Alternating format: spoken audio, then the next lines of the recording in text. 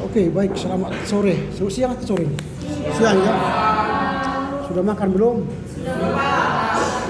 Baiklah, kalau begitu silakan. Siapa yang mau bernyanyi dan berdoa?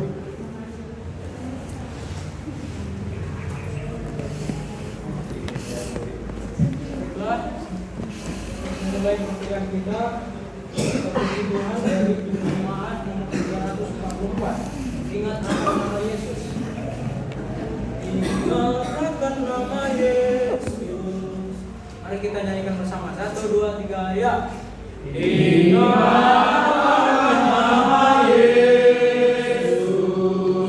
Karya susah dan sedih. Nama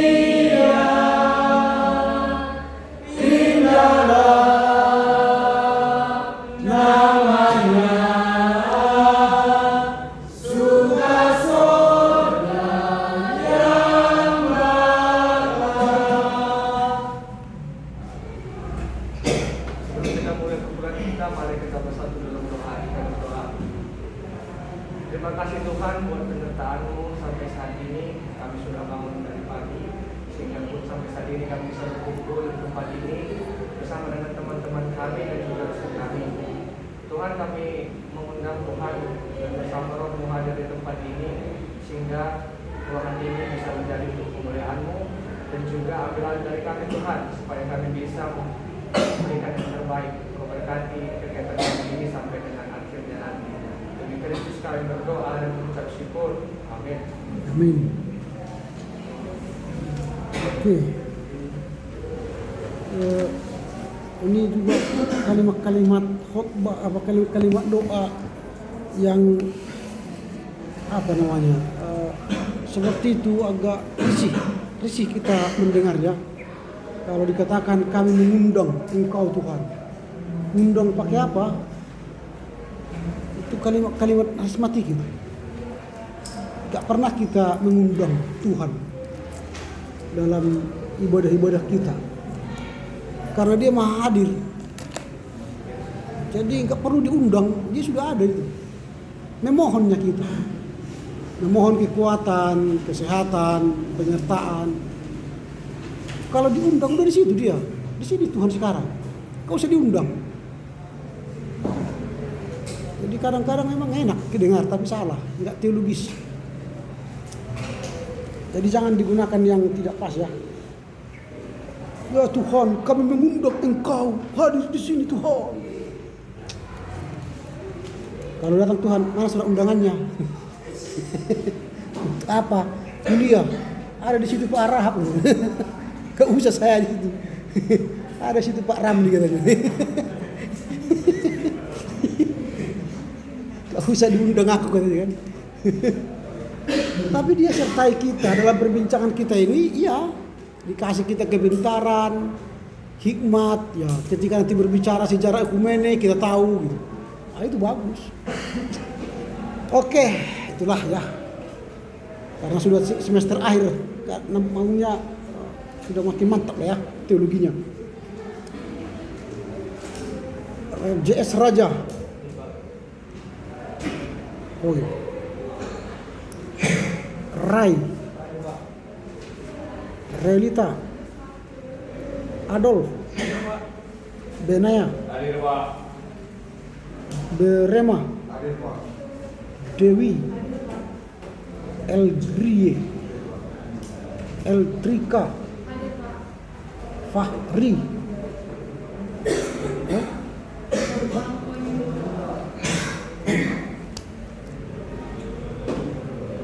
udah pergi ke sana? Kapan dikubur? Febrina,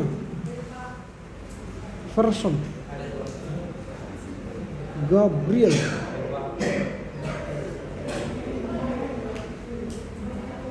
udah siap bukunya? Masih dipakai kelas C dan B, Pak. Hoshana, Jessica. Ada udah mau dia apa ya di KPI Seafood ya? Enggak kenal kamu? Kenal di Sukadono. Ketemu kemarin, salam katanya. Saya bilang saya kenal gitu. Orangnya cantik katanya. Oh iya pasti.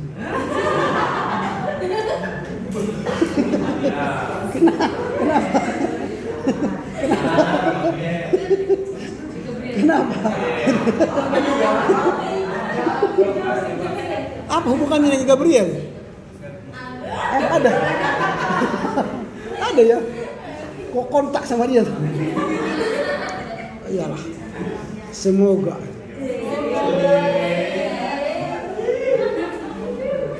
Kan gini. Tanam bunga di samping pagar.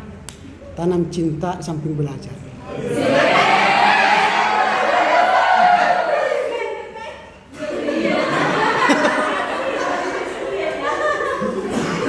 Karena pengalaman mereka itu pengalaman saya gitu. Artinya itu modalnya murah. Tidak perlu ke kota kan. Cuma ketemu di sini gitu kan. Sudah agak malam, jam 8 pulanglah kita ya. Nanti jam 9 minta bakso kan. Enggak ada modal kan. Oke lah, sampai di mana tadi? Jessica ya? Jose. Ini ada? Enggak ya? Enggak apa-apa. Enggak ada di sini, ada di sana.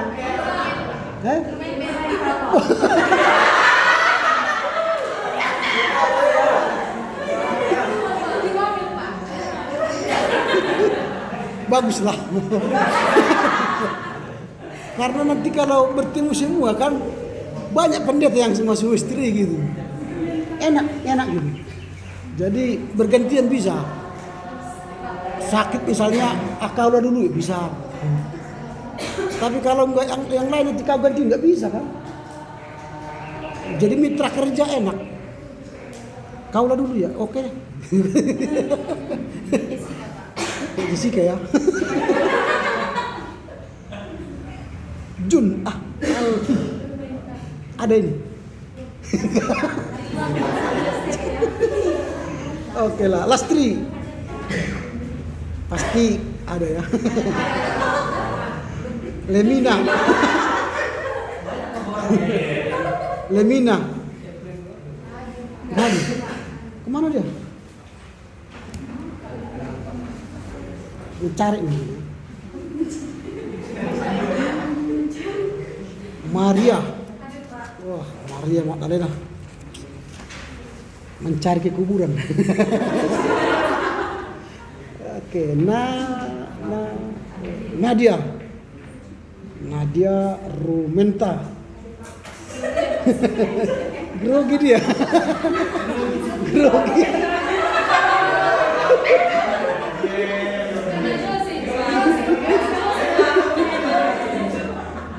Oke, Rafli.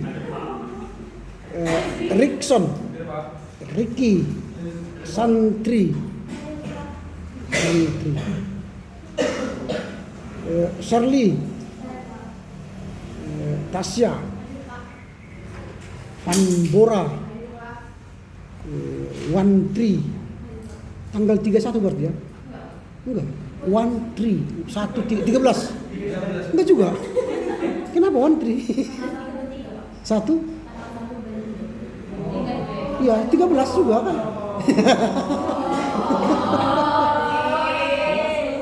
One three. Ada teman saya juga 31. Karena dia lahir 31 Desember. 31 Des. 31 Des. Bagus itu nama-nama seperti itu. Nanti pun kalau anak kalian seperti itu enggak apa-apa. Jadi 22 Desember Tutu Des.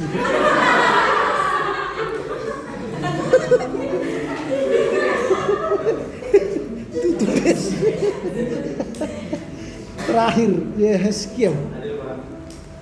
Oke, karena ini sih yang mengejar apa? Melawan ngantuk. Apalagi banyak tadi makan kan. Kalau banyak makan cepat ngantuk. Kalau kuliah seperti ini jangan banyak makan. Sedikit aja.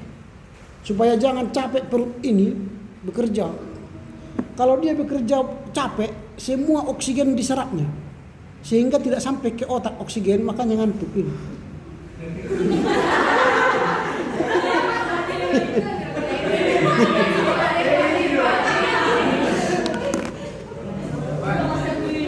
Jadi kalau sedikit kita makan, dia nggak capek perut itu, jadi tidak menyedot oksigen dari tubuh, maka sampai ke otak, makanya terus cerah.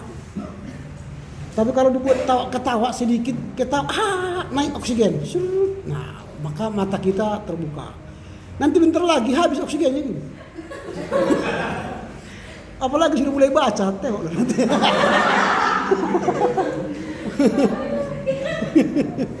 Oke, minggu depan kita UTS. Karena sekarang nggak bisa, karena persyaratan UTS 7 kali pertemuan. Ini baru pertemuan ke-7. Jadi minggu depan UTS materinya dari apa yang kita pelajari dari awal hingga hari ini. Dan hari ini kita laporan baca. Sama seperti yang sudah dulu-dulu yang pernah saya sampaikan kepada kalian. Semoga ini berbeda dengan yang lain, karena sebenarnya inti laporan baca ialah menyampaikan apa yang kalian tahu. Lalu saya suruh membaca buku. Dari sini ditransfer kalianlah hasil bacaan kalian ke paper. Dari sini ke paper. Lalu kirim ke saya. Saya sudah baca. Saya sudah nilai sesuai dengan RPS itu kan. Menilai dari sistematika, bahasanya, isinya, kesimpulannya. Saya sudah baca. Lalu di RPS itu ada presentasi. Di presentasi itu yang saya nilai ialah soal persiapan saudara sampai penampilan.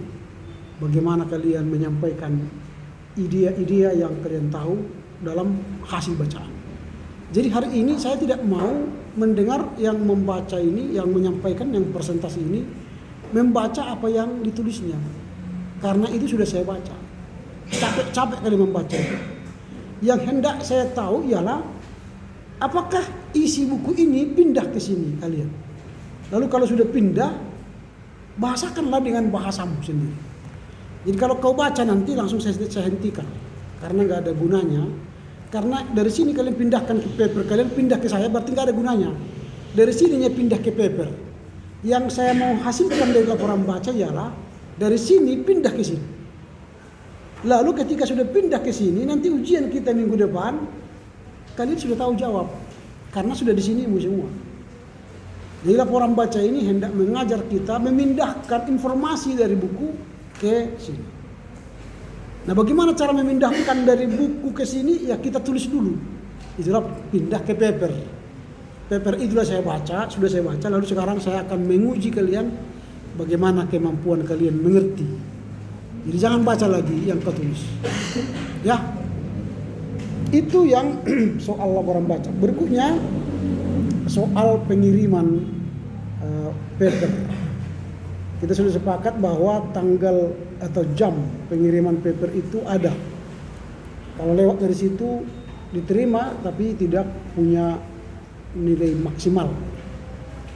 Ya, misalnya ini Rai baru hari ini tiba. Lalu Benaya. Ini Rai kok 2 kali mengirimkan. Itu salah dari apa? Yang pertama itu salah tuh. Oh itu sudah dinilai, nggak ada gunanya lagi kau ganti kau kirim. Hasil pertama itu yang original kan? Kalau yang kedua udah revisi itu namanya. Oke ya. Hari ini kita ada 1, 2, 3, 4, 5 orang. 5 orang. Satu lagi siapa? Nomor 1 siapa? Nomor 1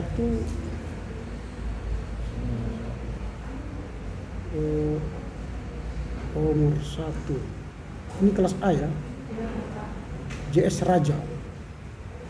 Ini dia udah kirim ya, JS Raja. Di mana dikirim? Ini nggak ada di grup mana? JS Raja di grup. Yang pertama mengirimkan si Relita, si Adolf, Berema, baru Rai. Ini kan Berema, habis Berema Rai, baru Benaya, baru Rai lagi. Di atasnya mana lagi? Di atasnya Rai, Pak. Pertama kan Relita, Adolf, Berema. Di bawah Berema dia hanya katakan, pagi Pak, berikut laporan baca saya. Terima kasih Pak. Mana buktinya? Ada. Di sini nggak ada loh. Iya, di sini nggak ada apanya. Coba kalian baca sih. Ada? Nggak ada. Nggak ada kan? Ya nggak tahu di WA kalian. Tapi di WA belum ada, Pak. Iya di sini nggak ada.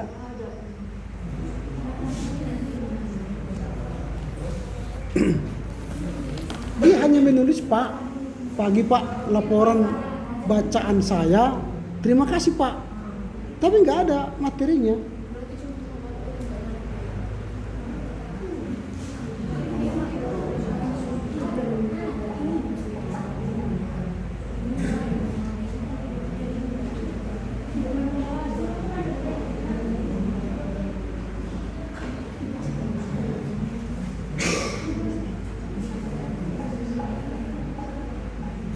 Ini kenapa di sini nggak ada?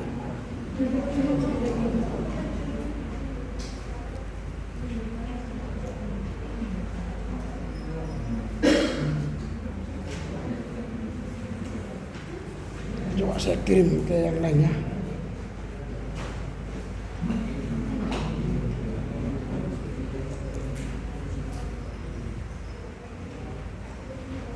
Itu kau kirim dari apa? Laptopmu atau dari apamu? Apa? Laptop.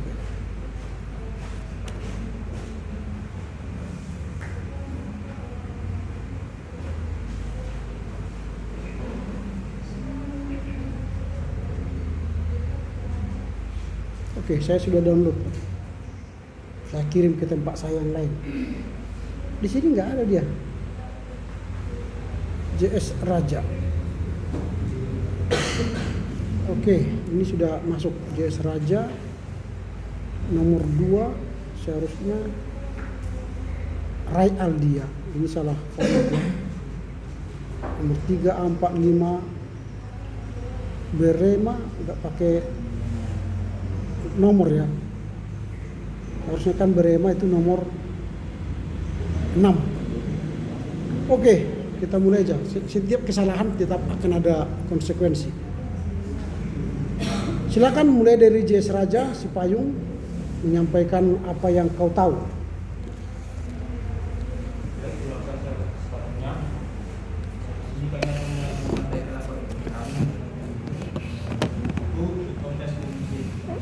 Tentang sejarah ekumene, gerakan-gerakan ekumene hingga prestasi ekumene di dunia.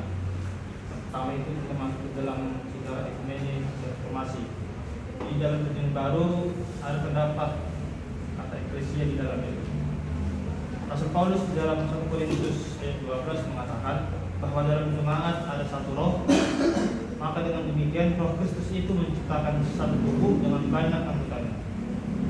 Di abad pertama sudah terdapat dalam agama Kristen beberapa jenis golongan yang masing-masing mempraktikkan kepercayaan mereka menurut jalannya sendiri. Sekarang gereja pada tahun 312 berubah, yang dimana gereja mendapatkan kebebasan beragama di bawah pimpinan Kaisar Konstantinus. Agama Kristen diizinkan dan dianggap sebagai agama negara. Lalu pada pertengahan hingga pada akhir abad pertengahan, perkembangan gereja di Eropa Barat agak lain dengan di Eropa Timur, yang dimana di gereja Barat cenderung kepada pengertian tentang gereja, sedangkan di Timur gereja pertama-tama dilihat sebagai persekutuan. Lalu kita masuk ke dalam sejarah gereja memasuki reformasi. Di sini Luther menginginkan pembaharuan dalam reformasinya bagi gereja. Di sini ketika Luther bukan melawan gereja sebagai kesatuan, tapi dia melawan ajaran-ajaran yang sesat. Lalu kita masuk ke dalam abad yang ke-17 hingga ke-18. Pada abad ini mengakibatkan gereja Kristen merupakan suatu bahwa sumbangan ini masih bersifat teoritis. Maksudnya di sini ekumene masih belum dilakukan secara sejati. Lalu pada abad ke-19 di sini terjadi yang namanya revolusi. Yang pertama pada tahun 1789 revolusi di Prancis. Gagasan revolusi ini disebarluaskan. Lalu yang kedua pada tahun 1815 setelah kekalahan Napoleon diadakan aliansi yang kudus, perjanjian antara Rusia, Jerman dan Austria. Lalu pada tahun 1850 revolusi Prusia yang kedua. Lalu pada 1848 Karl Marx mengumumkan manifest komunis. Lalu pada tahun 1867 buku Karl Marx diterbitkan. Lalu selanjutnya adalah pada tahun 1909 perang antara Prancis dengan Jerman. Lalu kita masuk ke dalam gerakan-gerakan ekumene. Yang pertama itu Faith and Order, yang kedua Life and Work, yang ketiga Konferensi Ekumene sesudah tahun 1948. Gerakan ekumene itu terdapat cuma hanya dua. Yang pertama Faith and Order, yang kedua Life and Work. Lalu masuk ke dalam Konferensi Ekumene Dunia. Konferensi Ekumene sesudah tahun 1948. Yang pertama itu ada Konferensi Lund, Sidang Raya DGD di AS, Pekabaran Injil Internasional di Ghana, Sidang Raya ketiga DGD di New Delhi, India. Yang kelima Gereja dan Masyarakat Jenewa, yang terakhir Sidang Raya keempat di Uppsala. Mungkin hanya itu dari laporan saya. Terima kasih. Oke, yang berikutnya Aldi ya. Silakan Rai Aldi. Jadi saya di sini bertugas untuk membacakan hasil dari laporan bacaan yang diambil dari buku Omnes Unum Sin, yang dimana pokok pembahasan kita hari ini sejarah ekumene, gerakan-gerakan ekumene hingga konferensi ekumene dunia. Jadi buku ini dimulai dari halaman 14 sampai 64. Itu ketebalan buku 88 halaman yang dikarang oleh Dr. Randus S. Capillon yang diterbitkan Gunung Mulia, tahun terbitnya tahun 1973. Nah, kita masuk dalam bab 2 sejarah ekumene. Dalam buku ini yang dikarang oleh P. Capillon mengatakan bahwa ekumenika ini adalah gereja yang universal, yang menyatakan diri di dalam dunia dan yang terus dikuasai oleh firman Tuhan. Supaya apa? Supaya orang-orang Kristen menjadi satu. Dia berkata juga untuk memberikan keesaan tentang wujud gereja, maka perlu sekali kita membahas tentang sejarah ekumene ini.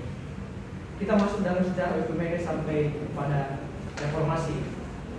Di buku ini dikatakan jemaat yang pertama itu dia bersifat universal.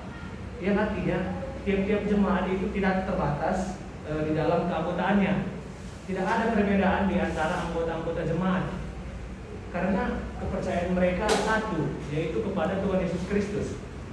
Tidak ada perbedaan antara orang-orang Yahudi ataupun orang-orang Yunani, baik juga dengan secara ekonomi, baik itu orang miskin, orang kaya, maupun itu status orang budak atau orang yang bebas. Tidak ada perbedaan, karena mereka satu dalam iman, satu baptisan, dan satu dalam pengakuan. Nah, kalau kita perhatikan juga di dalam PB, ada disebut situ kata eklesia, yang dimana arti eklesia itu adalah sebagai gereja, orang yang memiliki persekutuan bersama-sama dengan orang seluruhnya. Di dalam Surat Paulus juga di 1 Korintus, dalam 1 Korintus mengatakan bahwa di dalam jemaat itu ada satu roh, ada juga satu tubuh. Maka di sini disimpulkan bahwa jelas sekali bahwa PB itu mementingkan hal kesatuan gereja. Walaupun demikian, ada juga sebenarnya dikatakan di sini kesalahpahaman sehingga menimbulkan pemisahan atau skisma. Seperti dalam Kisah Para Rasul 15 dan Surat Galatia 2, di situ ada persoalan. Persoalannya adalah bahwa Paulus berkata kalau orang kafir yang tidak mau menjadi Kristen, katanya tidak usah lagi memenuhi segala hukum Taurat. Contohnya dalam hal sunat. Jadi dari pernyataan tersebut timbullah penyimpangan dan skisma, karena ada yang memproses. Contohnya Petrus. Jadi dalam hal skisma perselisihan ini diadakanlah sidang rasul-rasul di Yerusalem. Nah, dibicarakanlah hal ini sehingga pada saat itu terjaminlah suatu keesaan gereja. Oke, selanjutnya buku ini juga menjelaskan bahwa sejak abad pertama, contohnya golongan Yahudi Kristen atau golongan Helenis Kristen, mereka masing-masing mempraktekkan iman kepercayaannya sendiri-sendiri. Dan juga ada timbul di sini aliran-aliran yang tidak sesuai dengan gereja resmi, di luar gereja resmi. Yaitu ada aliran Gnostik, ada aliran Montanus dan Marcion. Maka terjadilah konflik akan hal ini karena ada perpecahan tidak sesuai dengan sejarah ekumenika yang dijelaskan buku ini. Nah, terjadilah konflik di mana gereja harus mencari konsolidasi, penyelesaian. Jadi gereja mendirikan 3 pokok pada saat itu. Yang pertama, adanya penerimaan kanon Alkitab, ya. Baru adanya penetapan pengakuan iman, yaitu pengakuan iman rasuli, dan juga diputuskan bahwa ketika seseorang menjabat sebagai biskop, dia juga diterima sebagai pengganti rasul-rasul. Jadi maka buku ini menarik kesimpulan bahwa di dalam lingkungan gereja sebaiknya harus bekerja sama, harus bersama-sama mengakui kebenaran di dalam Yesus Kristus. Tetapi pada kenyataannya sulit sekali mempertahankan kesatuan organisatoris gereja. Buku ini juga berkata gereja cenderung bertindak secara formil, sehingga tidak ada kesempatan untuk adanya suatu penyimpangan. Masuk kita pada tahun 312. Jadi dalam tahun 312 ini keadaan gereja mengalami perubahan, ya. Yang dimana pada saat Kaisar Konstantinus Agung dia memilih masuk menjadi agama Kristen. Kejadian ini memberikan kesempatan besar, peluang besar bagi gereja, karena pada masa itu gereja memiliki kekuatan penuh katanya. Terjadinya perdamaian antara gereja dan negara. Nah, dan tahun 380 pada pemerintahan Kaisar Theodosius, gereja diresmikan menjadi agama negara. Karena pada saat itu Kaisar itu dianggap sebagai vicarius Dei, yang artinya Kaisar itu adalah sebagai wakil Allah. Dan dia juga memiliki pengaruh besar untuk mengatasi segala persoalan-persoalan yang ada dalam gereja. Siapa yang tidak menyesuaikan diri dalam gereja Katolik, maka dia harus dibasmi. Nah, jadi untuk mempertahankan kesan gereja, diadakanlah suatu konferensi ataupun konsili ekumenis. Yang artinya tadi adalah ekumenis adalah secara keseluruhan. Jadi semua gereja-gereja yang ada di situ melaksanakan yang namanya konsili. Namun dalam konsili ini ada kelemahan, yang dimana konsili ini harus dia diketuai oleh kaisar. Kaisar di situ mempunyai peluang besar dalam menentukan suatu keputusan. Kaisar berpendapat bahwa lebih penting rasanya kesatuan negara daripada kesatuan gereja. Hasilnya adalah umat Kristen tetap terbagi dan menjadi terpecah karena keputusan-keputusan itu banyak sekali yang tidak menyetujuinya. Jadi hasil dari konsili itu adalah ada 3 pengakuan, yaitu pengakuan Iman Rasuli, pengakuan Nicea Konstantinopel, dan pengakuan Athanasius. Masuk kita hukum ini pada zaman Reformasi. 31 Oktober 1517 yang bernama tokoh Luther, dia mengumandangkan 95 dalil. Alasannya adalah karena dia melihat bahwa gereja sudah banyak sekali menyimpang dari dasar firman Allah, sehingga dia bercita-cita untuk membubuhkan 95 dalil depan gereja Roman Katolik pada saat itu.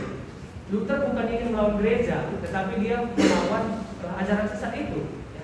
Ia mengkritik ekse-ekse, kesalahan-kesalahan, ajaran-ajaran yang menyimpang dari Alkitab yang tidak sesuai dengan firman Allah.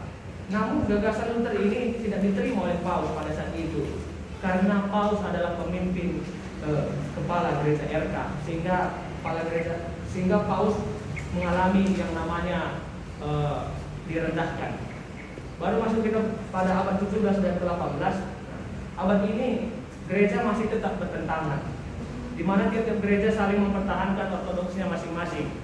Mereka menganggap bahwa gerejanya yang paling benar, sehingga mereka tidak menerima masukan orang lain. Perkembangan ekumene pada abad ke-19 dan sampai pada konferensi PI di Edinburgh pada tahun 1910. Zaman ini juga disebut sebagai zaman revolusioner, baik dalam bidang politik maupun sosial di seluruh Eropa pada saat itu, yang dimana ada pokok-pokoknya, yaitu kebebasan, demokrasi, dan kemerdekaan negara. Dalam bidang teologi terjadi banyak perubahan pada saat itu, yang dimana muncul teologi liberal, yang dimana dipelopori oleh Strauss pada tahun 1880 sampai 1887. Pada tahun tersebut juga agama itu dianggap sebagai dimensi tersendiri dalam kehidupan manusia. Zaman ini diadakan perkumpulan atau konferensi dengan tujuan untuk memperlengkapi relasi. Contohnya pada tahun 1876 ada konferensi dari Methodist Episcopal Church di Amerika. Pada tahun 1887 konferensi dari World Presbyterian Alliance di Edinburgh. Pada tahun 1881 ada konferensi Ekumenis Methodist di London. Dan pada tahun 1891 International Congregation Council. Masih kita gerakan-gerakan ekumenis. Jadi dalam buku ini ada 2 gerakan-gerakan yang dia cantumkan. Yang pertama gerakan Faith and Order. Gerakan ini lahir melalui konferensi pekabaran Injil di Edinburgh pada tahun 1910. Di sini gereja Anglikan dan gereja Jerman ikut hadir pada saat itu, karena dasar konferensi ini adalah konferensi interdenominasional, sehingga seluruh gereja pada saat itu bisa hadir bersama-sama. Jadi ujung tombaknya, pokok-pokok lausane ialah ada situ panggilan untuk keesaan, kabar gereja kepada dunia, Injil, tabel gereja, pengakuan iman gereja, jabatan gereja, sakramen-sakramen, keesaan kekristenan, dan tempat-tempat tiap-tiap gereja di dalamnya. Baru juga ada gerakan Life and Work. Nah, dalam gerakan Life and Work ini ada dia 3 ketentuan yang dihasilkan dalam konferensi ini. Yang pertama tentang keesaan orang-orang Kristen. Baru yang kedua tentang kaum Kristen dan kehidupan dalam bermasyarakat. Baru yang ketiga tentang umat Kristen dan hukum internasional. Masuk kita kepada DGD, Dewan-Dewan Gereja Sedunia. Dalam DGD ini ada 4 aliran yang turut mempersiapkan DGD.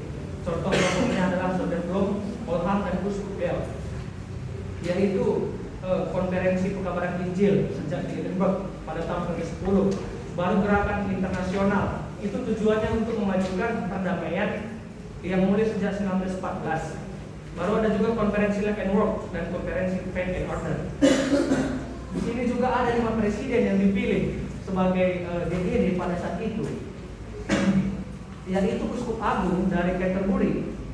Baru ada Husser, dia sebagai Uskup Agung dari Uppsala. Ada juga Edem, Uskup Agung dari Thyatira, dan Germanus sebagai Pastor Matt Wagner dari Prancis, dan Dr. John Mott dari Amerika Serikat. Jadi ini adalah didirikan di Jenewa tahun de Jose. Dalam DGD ini ada beberapa sidang yang dilaksanakan. Yang pertama sidang raya 1 dan Dewan Gereja Sedunia. Pedoman sidang ini dikatakan di sini bahwa Kristus membuat kita sebagai miliknya dan Ia tidak terbagi-bagi. Dengan mencari Dia maka kita menjadi satu. Baru pada tahun 1952 ada sidang Lund. Lund menunjukkan suatu impase karena golongan-golongan anglo-saksis hendak mempercepat keesaan dilihat dari segi praktis. Sedangkan kalau dari segi teologianya kontinental dilihat dari segi teologi.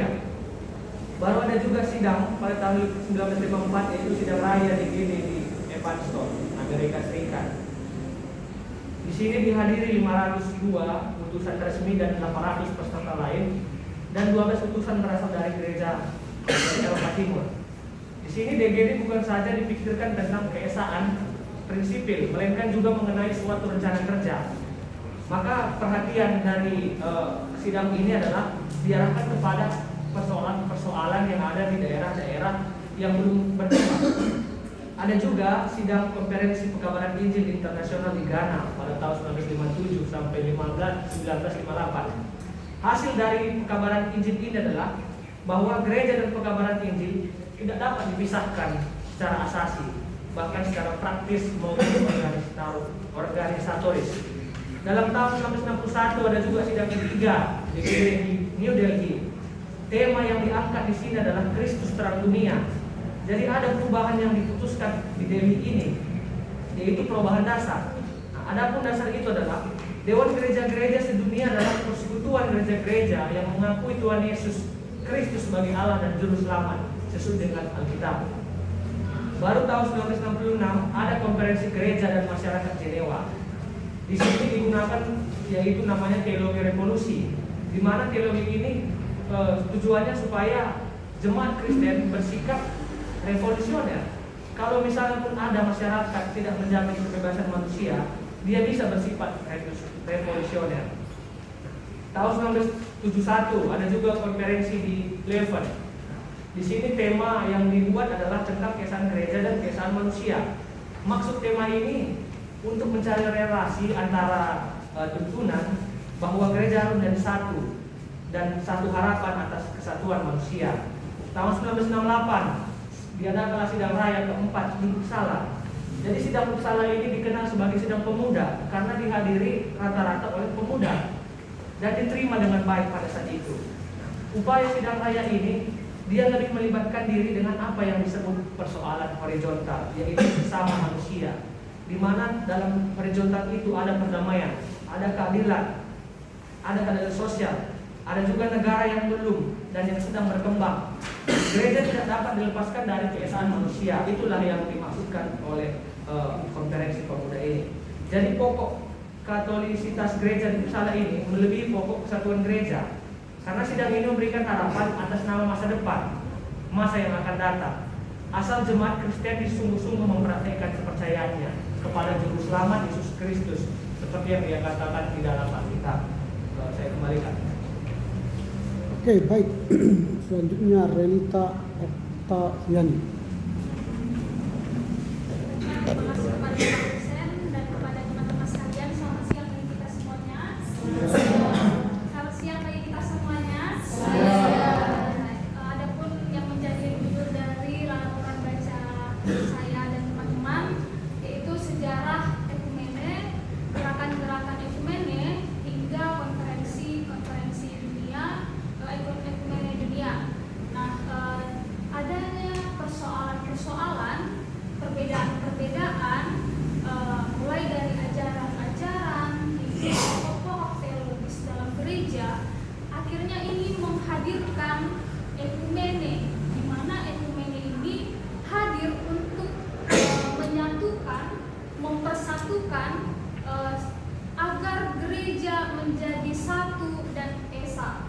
Jadi bagi menurut saya hadirnya ekumene ini adalah untuk mempersatukan dan menyatukan agar adanya perbedaan-perbedaan tadi boleh dipersatukan kembali agar menjadi utuh dan besar. Nah, kita masuk pada sejarah dari ekumene ini sebelum reformasi. Nah, pada hakikatnya ekumene ini adalah gereja universal, di mana ekumene hadir di dalam dunia, menyatakan dirinya di dalam dunia. Dan ketika kita melihat pada sejarahnya, pada awal-awal ekumene ini, para jemaat maupun anggota-anggota jemaat pada masa ini hidup berdasarkan kasih. Nah, oleh hidup mereka ini berdasarkan dengan kasih, akhirnya mereka bersama-sama untuk mengakukan bahwa Yesus ialah Tuhan. Dan mereka pada masa ini hidup berdasarkan kasih. Dan ketika kita melihat lagi perkembangan selanjutnya pada tahun-tahun selanjutnya, masih di abad pertama, mulai muncul gereja-gereja yang mempraktekkan ajaran-ajarannya sendiri. Dan akhirnya juga ini menimbulkan aliran-aliran baru yang berada di luar gereja resmi. Akhirnya ini menimbulkan suatu persoalan dan suatu yang akhirnya nanti akan menimbulkan suatu perpecahan. Oleh karena mulai timbulnya aliran-aliran baru ini, maka gereja akhirnya memutuskan untuk membuat konsolidasi dengan hasil 3 patokan. Yang pertama itu adalah hasil konsolidasi ini menetapkan pengkanonan Alkitab.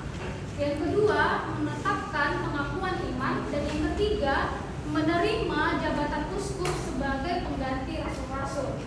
Nah, ketika setelah ditemukan 3 patokan dalam konsolidasi ini, kita akan melihat lagi perkembangan selanjutnya pada tahun 312. Pada masa ini, pada masa kekaisaran Konstantinus Agung, di mana gereja sudah mendapatkan kebebasan penuh. Selanjutnya, setelah masa kekaisaran Konstantinus Agung pada tahun 318, pada masa pemerintahan Kaisar Theodosius, maka gereja dan khususnya agama Kristen sudah diresmikan dan sudah diizinkan menjadi agama negara. Nah, tadi kita melihat bahwasannya ada mulai muncul persoalan-persoalan dan juga aliran-aliran baru. Nah, pada masa ini juga ketika gereja agama Kristen sudah diangkat menjadi agama resmi, agama negara, dan juga pada masa ini kita akan melihat bahwasannya kaisar itu dikatakan atau disebut sebagai vicaris Dei, atau kalau bahasa Indonesianya wakil Allah. Jadi pada masa ini juga kaisar memegang peranan yang cukup besar pada masa pemerintahan ini, karena mereka dianggap adalah wakil Allah di masa ini. Kemudian juga ketika abad-abad selanjutnya berjalan, khususnya pada abad 4 dan abad 5, kita akan menemukan adanya lagi muncul persoalan di antara gereja-gereja mengenai logos dan tabiat Yesus Kristus. Karena mulai adanya banyak persoalan-persoalan yang muncul, akhirnya diadakanlah konsili-konsili ekumenis. Adapun hasil dari konsili-konsili ekumenis ini ada 3. Yang pertama itu menetapkan pengakuan iman rasuli, yang kedua pengakuan iman Nisea Konstantinopel, dan yang ketiga pengakuan iman Athanasius. Nah, ini terjadi selama sejarah menuju reformasi.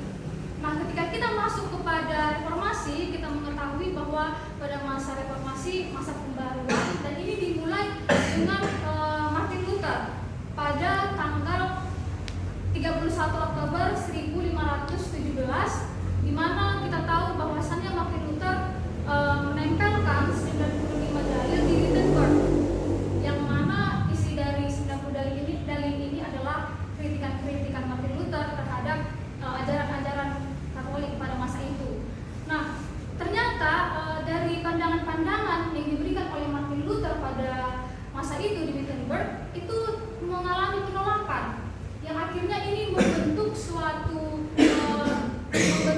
persekutuan yang baru, yang bisa saya katakan seperti persekutuan yang baru, yang dinamakan kaum Injili atau pengikut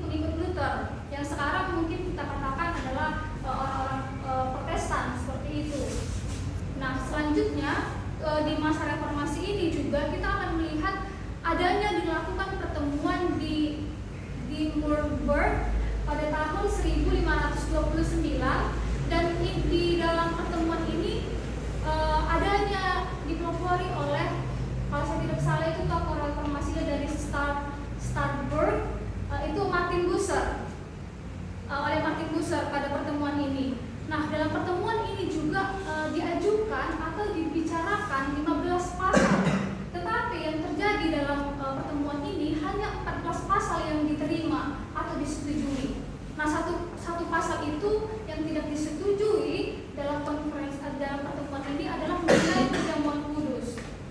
Mungkin pada saat itu karena kalau saya tidak salah atau saya lupa mungkin mengenai karena tidak hadirnya dari Gereja Katolik Roma seperti itu.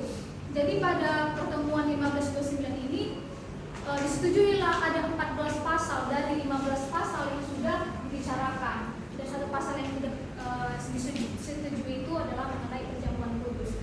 Selanjutnya pada masa reformasi juga pada tahun 1606 ditemukan adanya satu buah dokumen.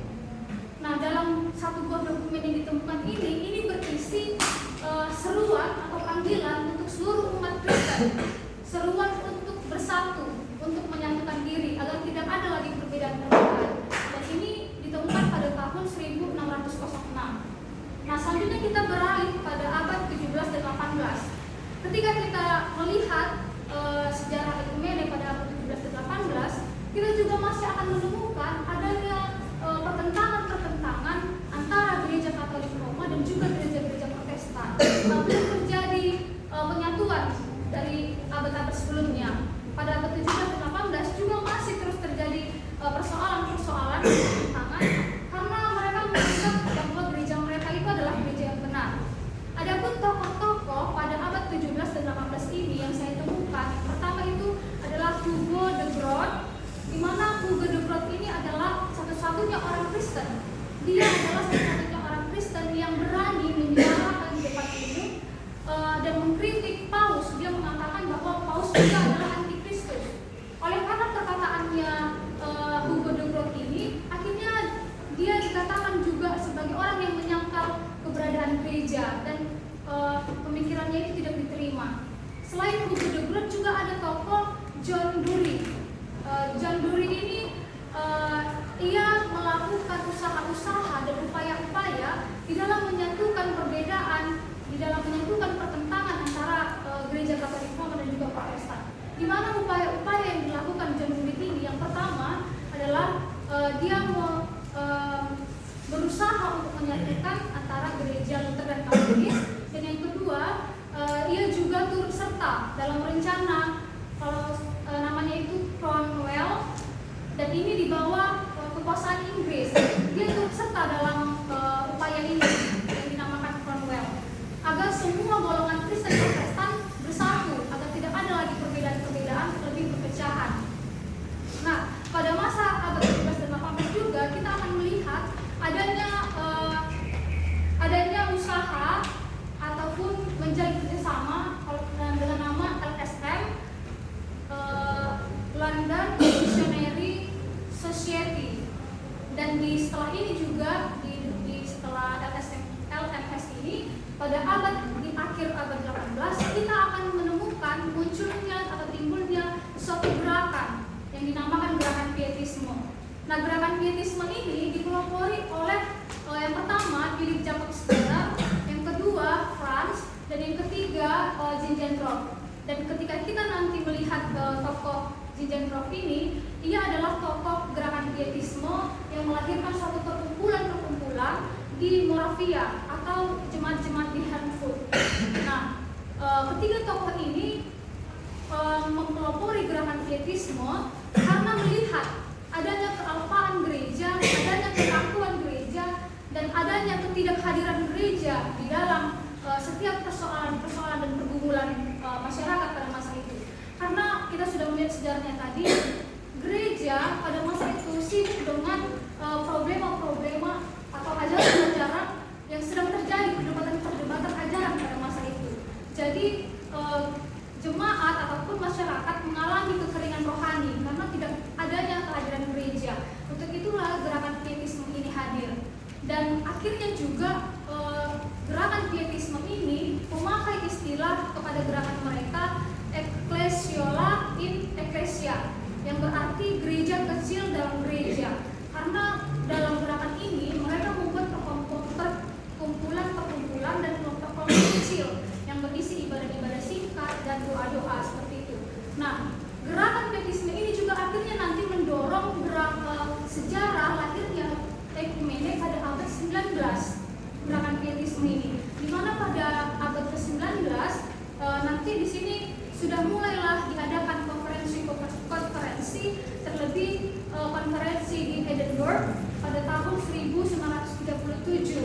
Nah, adapun konferensi ini dilakukan karena tadi di abad sebelumnya kita sudah melihat adanya kealpaan gereja. Nah, karena melihat adanya suatu persoalan dalam masyarakat, akhirnya pada konferensi Edinburgh ini ditetapkanlah atau direncanakanlah untuk membuat yang namanya usaha-usaha ekumenis. Yang pertama, di sini nanti kita lihat ada misio home mission. Terus yang kedua, the disciples of Church of Christ. Yang ketiga, pada gereja Amerika itu ada gerakan apostolis. Nah, selanjutnya kita melihat gerakan-gerakan yang ada pada sejarah ekumenik ini. Yang pertama adalah gerakan faith and order.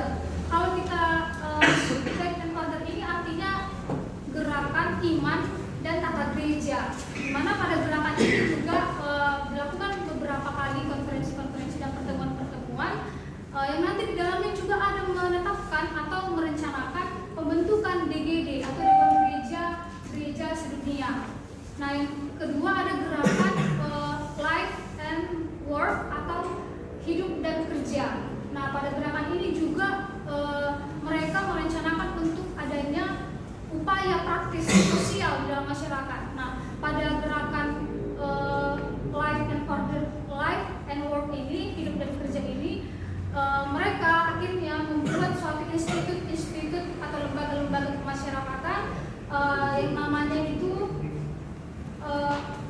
institut kemasyarakatan, dan juga setelah itu akan dilakukan lagi konferensi-konferensi seperti konferensi di Jenewa, dan yang terakhir itu dilakukanlah sidang keempat atau sidang raya keempat di Uppsala dengan tema tengoklah aku menjadikan semuanya baru. Dan konferensi terakhir ini atau sidang raya terakhir ini yang keempat di Uppsala ini dengan tema tengoklah aku menjadikan semua baru, karena mereka ingin menjawab persoalan yang ada di masyarakat. Karena pada masa itu ekumene hadir di tengah-tengah persoalan masyarakat seperti polemik politik dan juga kemiskinan yang terjadi di masyarakat. Mungkin itu yang bisa saya sampaikan mengenai laporan baca saya. Saya ucapkan terima kasih. Oke, good ya, mantap. Lanjut ke Adolf Bastian Marbun. Baiklah teman-teman, di sini saya juga akan melaporkan hasil bacaan saya dari buku yang berjudul Omnes Nuntium, buku karya dari Dr. Andus de Capillon, dari halaman 14 sampai 64. Jadi latar belakangnya dari tentang gerakan ataupun sejarah gerakan ekumene dan ekumene hingga konferensi ekumenis dunia. Ini dari pada istilah Omnes Nuntium itu, agar semuanya atau mereka semua menjadi satu, dan dasarnya adalah dari Yohanes 17 ayat 21 yang merupakan doa Tuhan Yesus. Dan jadi ungkapan beberapa gerakan Kristen yang mencerminkan pernyataan dan dambaan kesatuan gereja. Nah, disinilah akan dimulai dari sejarah-sejarah pembentukan gerakan ekumene di dunia. Nah, yang pertama, bagian pertama adalah awal dari gerakan kesatuan gereja ini ataupun ekumene ini, itu menyatakan bahwa gerakan ekumene adalah gerakan yang universal, artinya bersifat umum dan terbuka. Kemudian sebagaimana gereja, dia ingin ataupun menginginkan bahwa gereja itu adalah persekutuan iman orang percaya. Nah, jadi keseluruhan dasar gereja adalah pengajaran Yesus, yakni hukum kasih. Lalu gereja yang esa, ekumene ini ingin menciptakan suatu kesatuan tubuh dan roh, akan tetapi banyak anggotanya. Artinya banyak gereja tetapi dalam satu kesatuan. Nah, jadi mulai terjadi perubahan besar dalam sejarah mulai dari tahun 312, di mana Kaisar Konstantinus Agung masuk kepada agama Kristen. Nah, jadi sebagai kaisar, dia adalah kepala negara, dan juga gereja mulai menerima kebebasan sepenuhnya. Gereja sudah menerima hak kebebasan. Nah, muncullah bibit perdamaian antara gereja dan negara. Jadi gereja bukan lagi berdiri sendiri, akan tetapi juga dinaungi oleh negara. Sudah ada perdamaian. Lalu perjuangan penyatuan gereja ini terus berkelanjutan hingga abad ke-4 sampai ke-5. Ada muncul persoalan yang terlebih berhubungan dengan logos dan juga tabiat Kristus. Lalu beberapa gereja setuju dengan adanya penyatuan gereja ini, bahkan aliran seperti Arian dan Monastis juga setuju dengan adanya persatuan gereja ini. Untuk mengusahakan keesaan gereja, penyatuan gereja, terus diadakan konsili ataupun sidang ekumenis. Nah, diharapkan sidang ataupun hasil dari keputusan nanti ini menjadi dasar dan menjadi penjaga ajaran yang benar begitu. Nah, jadi di sisi lain di dalam kehendak konsili akan menjadi kelemahan secara praktis bahwa umat Kristen akan menjadi terbagi ataupun lebih banyak perbedaan nantinya. Ada 3 pengakuan ekumenis yang disepakati, yaitu pengakuan iman rasuli, pengakuan Nicea Konstantinopel, dan juga pengakuan Athanasius. Lalu gereja ekumenis memasuki abad pertengahan mulai dari tahun 590 sampai 517, di mana ada perbedaan di sini antara gereja timur, Eropa Timur dan Eropa Barat. Kedudukan gereja semakin kuat karena kehilangan peran kaisar yang digantikan oleh Paus. Nah, Paus bertahta di kota Roma, sehingga gereja Barat disebut juga gereja Roma Katolik. Gereja Timur menyebut dirinya sebagai gereja Ortodoks karena katanya mempertahankan kepercayaan yang benar dan lurus. Nah, ada skisma besar yang terjadi antara gereja Roma Katolik dan gereja Ortodoks Timur yang menjadi suatu kenyataan pada tahun 1204 ketika Konstantinopel direbut oleh tentara Salib.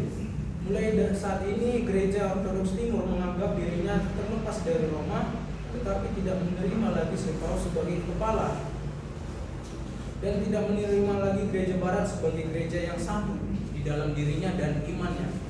Lalu kita memasuki gerakan ekumene di dalam masa reformasi. Nah, sebagaimana yang sudah kita ketahui, reformasi terjadi pada 31 Oktober 1517, dilatar belakangi oleh Martin Luther yang menempelkan dalil 95 dalil ke gereja Wittenberg. Nah, di sini gereja tidak lagi murni sebagai gereja lama, tidak seperti lagi gereja lama. Jadi Martin Luther sudah menentang ataupun ingin memperbarui gereja yang sudah tercampur dengan kematerialistis duniawi gitu. Nah, misalnya saja dengan adanya penjualan surat urgensia, penghapusan dosa, ada juga pengaruh dari pajak negara juga dicampur tangani oleh gereja begitu. Jadi gereja bukan gereja yang murni lagi, makanya Martin Luther ingin memperbaruinya. Nah, di sini mendorong reformasi bukan mendorong gerakan ekumene dalam arti kesatuan gereja. Sebaliknya, dengan adanya gerakan reformasi ini, perbedaan di antara gereja-gereja akan semakin bertambah besar. Nah, Luther tidak menginginkan gereja menjadi terpecah begitu. Pembaruan gereja dan reformasinya bagi gereja, ia bertegas sebagai wujud gereja adalah suatu persekutuan yang satu. Dia tidak melawan dia tidak melawan persatuan gereja itu, tetapi ia melawan segala akses yang dilihatnya salah. Salah satunya ajaran yang sesat. Lalu ada seorang reformator juga yang secara khusus karena sumbangannya bagi ekumene ialah Martin Bucer tahun 1491 sampai 1951, berasal dari Strasbourg. Husserl dia berusaha untuk mengadakan perdamaian antara ajaran dari Luther, Zwingli, dan segala ajarannya, termasuk perkembangan ekumene dari abad 17 sampai 18. Nah, suatu reformasi masih ada hingga memasuki abad ke-17 dan 18. Terlebih lagi gereja Eropa yang mana gereja masih bertentangan, gereja reformasi dengan gereja LK. Keadaan ini mengakibatkan gereja Kristen sama sekali merupakan bersifat teoritis, artinya ekumene praktis masih belum dilakukan secara sejati. Nah, di dalam iktisar kepercayaan ini hanya harus dicantumkan apa yang penting untuk keselamatan dunia supaya dapat memperoleh suatu persetujuan di antara gereja-gereja. Berhubungan dengan ini maka ada toleran yang akan dituntut. Salah satu seorang yang dipengaruhi oleh humanisme di dalam mendorong perdamaian gereja ini tersebut ialah Hugo de Groot atau Grotius tahun 1983 sampai 1645. Dia seorang ahli hukum di Belanda. Nah, Grotius ini turut mengalami perselisihan antara golongan Remonstran dan kontra Remonstran di Belanda. Ia menyadari bahwa dasar gereja ialah sebenarnya adalah Alkitab seperti yang diterima oleh gereja abad-abad pertama, dan keselamatan Yesus Kristus adalah pokok dari predestinasi yang harus diakui oleh gereja yang universal ini. Nah, jadi untuk mendapatkan dasar minimal ini diciptakan suatu konsili yang akan diadakan di tahun-tahun berikutnya. Lalu perkembangan ekumene selanjutnya mulai dari tahun atau abad 19, di mana dilatar belakangi dengan situasi peperangan Revolusi Prancis tahun 1789. Lalu 1 tahun setelah kekalahan Napoleon tahun 1815 ada yang dibentuk aliansi Kudus, suatu perjanjian antara Rusia, Jerman, dan Austria untuk membentuk satu negara Eropa Kristen. Lalu yang ketiga tahun 1850 ada revolusi perindustrian yang kedua. Tahun 1848 di situ Karl Marx bersama-sama dengan Friedrich Engels mengumumkan manifest komunis. Nah, tahun 1879 ada perang Prancis dan Jerman. Nah, dari sini pengaruh zaman dan situasi mempengaruhi ekspansi politik di mana Eropa menjadi pimpinan yang imperialisme. Imperialisme salah usaha untuk memperluas kekuasaan di luar batas-batas yang dimaksud mendapat keuntungan. Artinya gerakan ekumenis dipengaruhi dengan gerakan imperialisme itu yang mana ingin mendapatkan keuntungan dari kekuasaan yang ada. Di bidang teologi juga terjadi banyak perubahan di abad 19 ini. Teologi liberal muncul yang dipelopori oleh D.F. Strauss tahun 1808 sampai 1874. Apalagi telah diperkenalkan teologi berdasarkan pengalaman dan perasaan seperti yang diajarkan oleh Leyrmaser tahun 1768 sampai 1834, di mana agama dianggap sebagai suatu dimensi tersendiri di dalam kehidupan manusia. Peranan gereja di tengah-tengah teologi seperti ini adalah penting untuk perkembangan ekumene ke depannya. Nah, jadi gereja di dalam reaksi teologi baru ini ingin kembali kepada sumber-sumber yang semula. Nah, untuk menantang jawab dalam keadaan genting baik di bidang masyarakat maupun di bidang gereja itu sendiri. Lalu kita masuk berbagai gerakan ekumene. Yang pertama gerakan Faith and Order. Ini adalah gerakan yang membahas tentang ketertiban iman. Nah, jadi gagasan untuk mengadakan suatu konferensi gerakan Faith and Order dilahirkan atas dasar pada konferensi pekabaran Injil di Edinburgh tahun 1910. Nah, konferensi di Edinburgh diadakan atas dasar interdenominasional, sehingga juga pemimpin gereja Anglikan dapat turut serta. Di sini gerakan Faith and Order ini mempersoalkan tentang iman dan tata gereja umum, tata gereja persatuan gereja itu ekumene. Nah, jadi semua persekutuan Kristen yang ada di muka bumi diharapkan bisa memiliki pengakuan yang sama atas dasar satu iman dan juga tata gereja yang sama. Pengakuan yang ingin dicetuskan ialah Tuhan Yesus Kristus sebagai juru selamat dunia. Lalu ada gerakan life and work, hidup dan pekerjaan, suatu usaha dalam tindakan-tindakan sosial berdasarkan keyakinan Kristen dan pembicaraan persoalan internasional yang dimulai dari abad 1920, mulai membentuk bidang politik dan juga di dalam pekabaran Injil. Lalu ini juga yang melatar belakangi hadirnya Dewan Gereja-Gereja Sedunia terdapat keyakinan bahwa gereja harus menjadi esa, karena gereja memiliki Tuhan Allah yang esa. DGD tidak dapat disamakan dengan gerakan ekumene, tetapi merupakan suatu hasil dari gerakan ekumene. DGD ialah usaha untuk memperlihatkan fellowship, yaitu persaudaraan orang-orang Kristen atau di dalam bidang koinonia. DGD adalah alat untuk mengusahakan keesaan dan DGD adalah organ keesaan gereja, sehingga dengan demikian DGD membangun guna sangka atau gereja super gereja begitu. Ini terbentuk pada Agustus 1948 di Amsterdam, Belanda.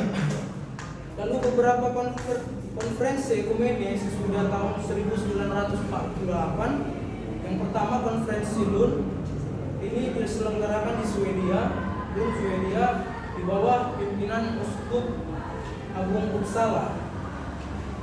Di Lund, para peserta mencari dahulu di mana letak keesaan di antara gereja-gereja yang ada. Jawabannya ialah bahwa keesaan gereja ada di dalam kepercayaan pada Yesus Kristus.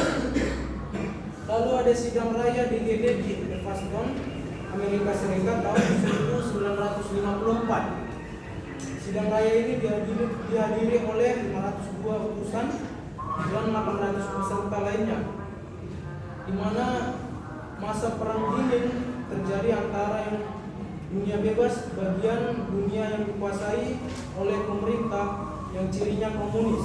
Tema dari sidang ini ialah Yesus Kristus menjadi pengharapan dunia. Lalu ada konferensi pekabaran Injil di Ghana tahun 1957. Ada dua organisasi besar yang mempengaruhi gerakan ekumene, yaitu IMC dan DGD yang masih berjalan sejajar. Banyak gereja Asia dan Afrika yang menjadi anggota DGD, akan tetapi juga masih berhubungan dengan masa lampau, yaitu IMC. Gereja dan pekabaran Injil tidak dapat dipisahkan secara asasi, bahkan secara praktis dan organisatoris. Lalu ada sidang raya ketiga DGD di New Delhi tahun 1961, di mana sidang ini pertama kali dilaksanakan di wilayah Asia. Tema dari persidangan ini adalah Kristus terang dunia, suatu tema yang melanjutkan garis kristosentris DGD. Dengan bertambahnya anggota, semakin sulit mendapatkan persetujuan dari dalam hal prinsipil. Mulai ada keseimbangan antara gereja Barat dan Timur. Perubahan dasar DGD diperbarui menjadi pengakuan Tuhan Yesus sebagai Allah dan Juru Selamat sesuai dengan pengajaran Alkitab. Lalu ada konferensi gereja dan masyarakat di Jenewa tahun 1966, di mana pokok pembicaraan yaitu revolusi asasi politik ekonomis yang bertanggung jawab. struktur mitra internasional dan perkembangan masyarakat. Konferensi ini pertama kali memakai istilah teologi revolusi. Lalu ada sidang raya keempat di Uppsala tahun 1968, di mana tema sidang ini adalah Tengoklah aku menjadikan semuanya baru. Banyak anggota baru yang mengikuti dalam sidang ini. Sidang ini lebih mengedepankan persoalan horizontal, yaitu masalah perdamaian, keadilan sosial, rasisme yang mendukung perkembangan negara-negara dan sebagainya. Jadi kesimpulan yang saya ambil adalah ekumene gereja menyatakan diri melalui sejarah maupun teologi yang selalu mengena dengan masalah gereja dan konteks sekitarnya. Begitu panjang usaha yang dilakukan para tokoh reformator di gereja dan berbagai belahan dunia. Terciptalah sidang dan perundingan, bahkan keputusan baik besar ataupun kecil. Semuanya demi mewujudkan kesatuan gereja dengan kembali kepada satu rumah, yakni Yesus Kristus. Mungkin itu saja. Dari sekian panjangnya yang kau katakan itu, satu kalimat apa itu ekumene? Apa itu ekumene menurut PKP lo? Ekumene ialah kembali kepada satu, semuanya menjadi satu, Pak.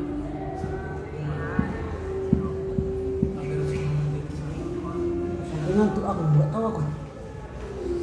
Oh, ya, benanya. Tak usah lagi baca kau baca kau apa yang kau tulis. Capek kita ngikutinya. Nggak tahu kita kemana arahnya. Silakan.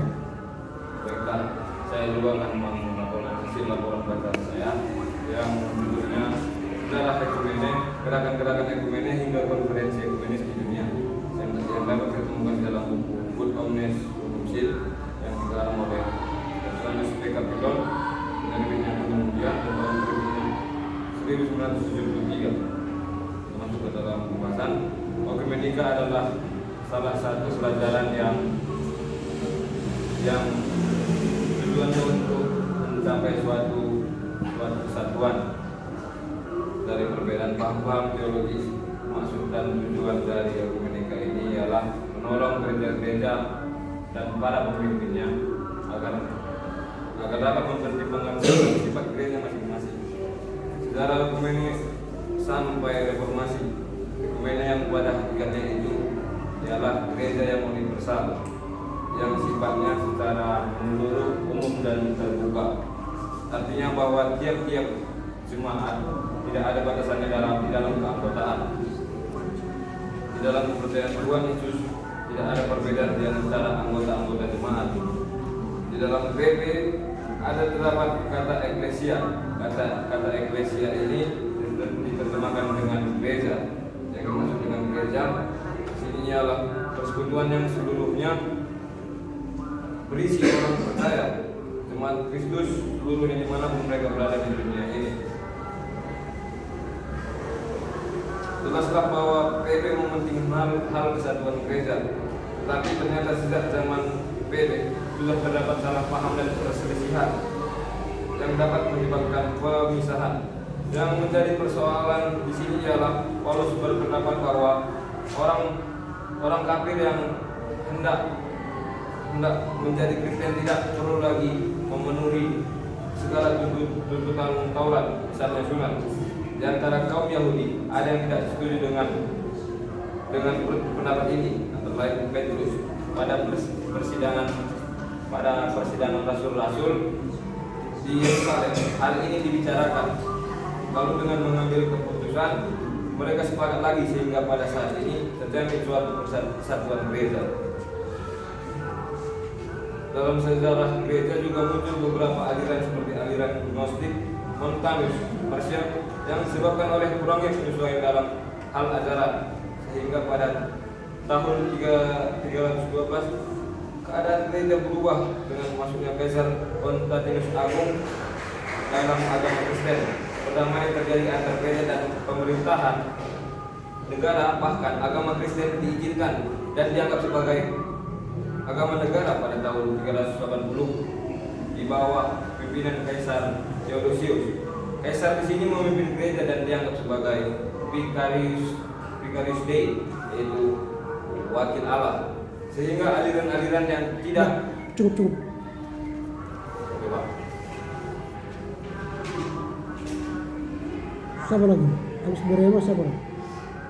Habis ya? Rema, Pak. Siapa? Rema, Pak. Re. Rema. Ini tidak ada ya?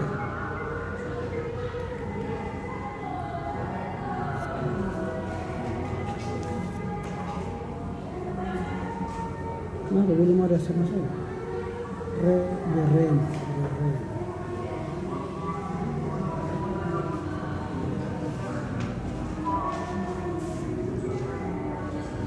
Oh, udah dari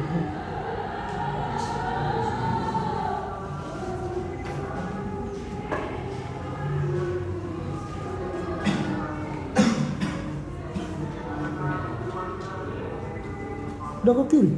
Sudah, Pak. Ini Bapak bilang tadi penulisan judulnya salah tadi, Pak.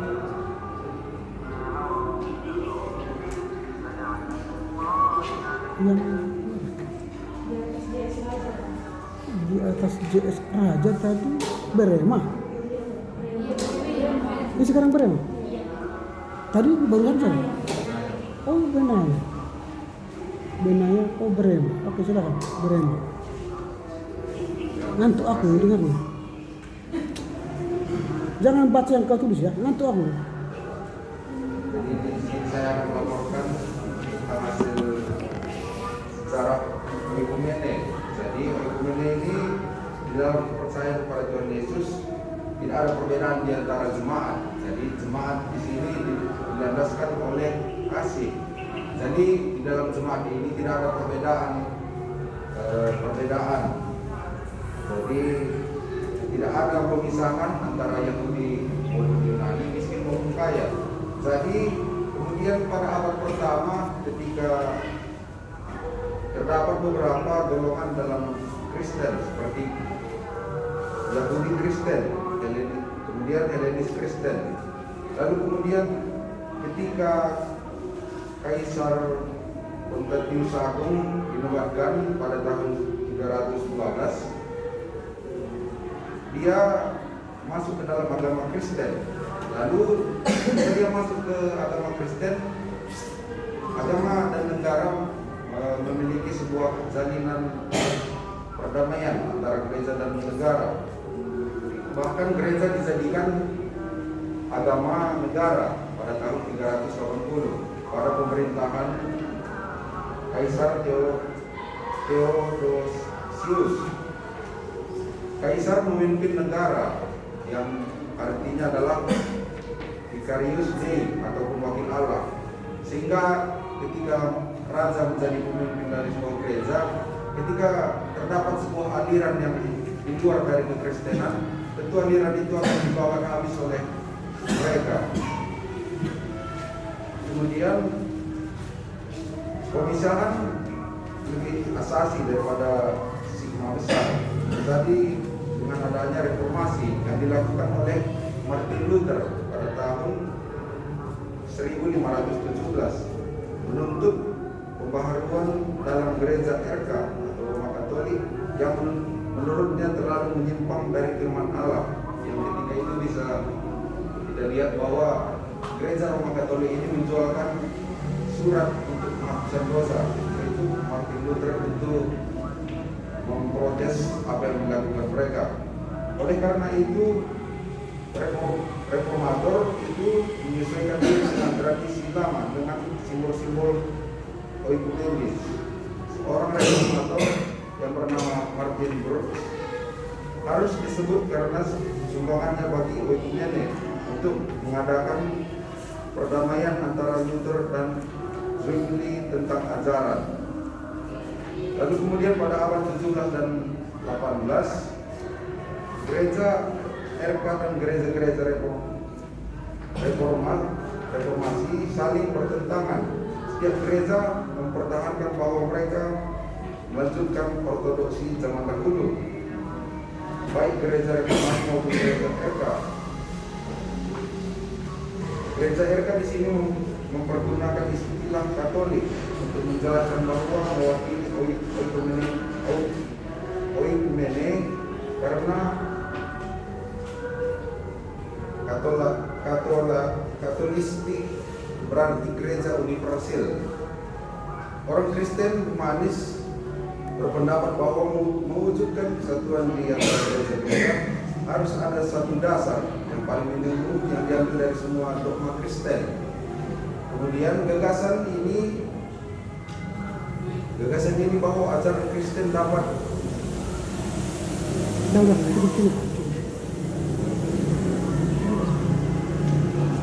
capek kami menulis yang kau tulis pun nggak bisa dong. Bagaimana membaca yang ada dalam otakmu? Kacau.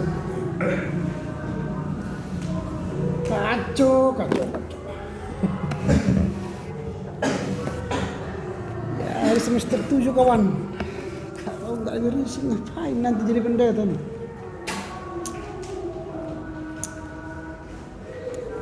Oke.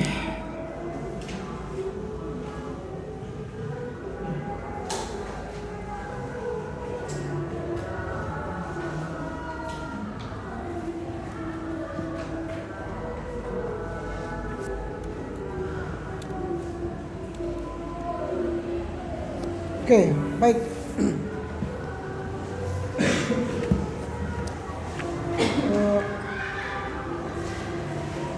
Saya sampaikan begini ya supaya ada pemahaman kalian dulu supaya berulang-ulang karena ini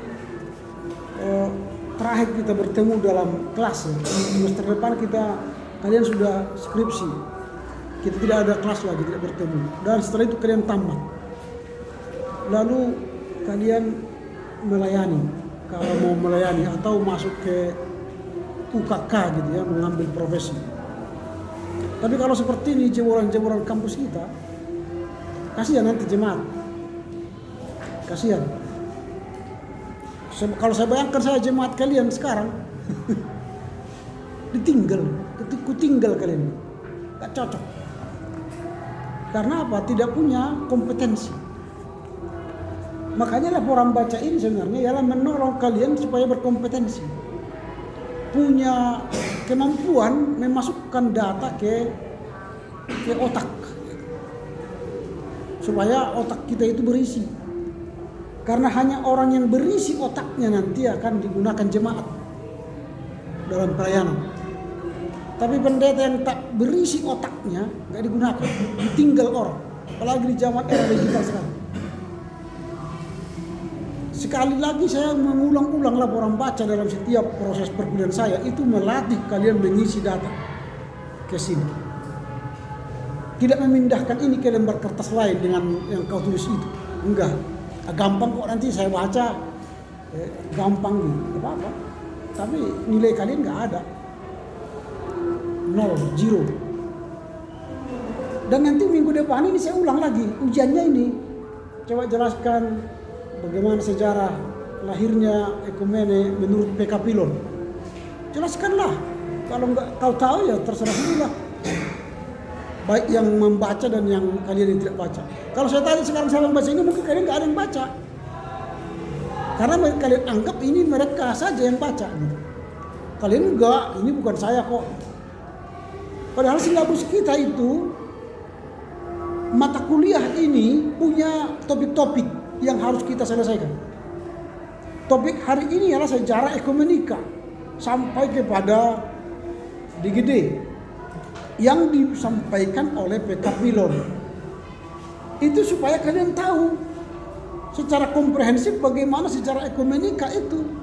Kita sudah belajar sejarah ekumenika secara etimologi, terminologinya.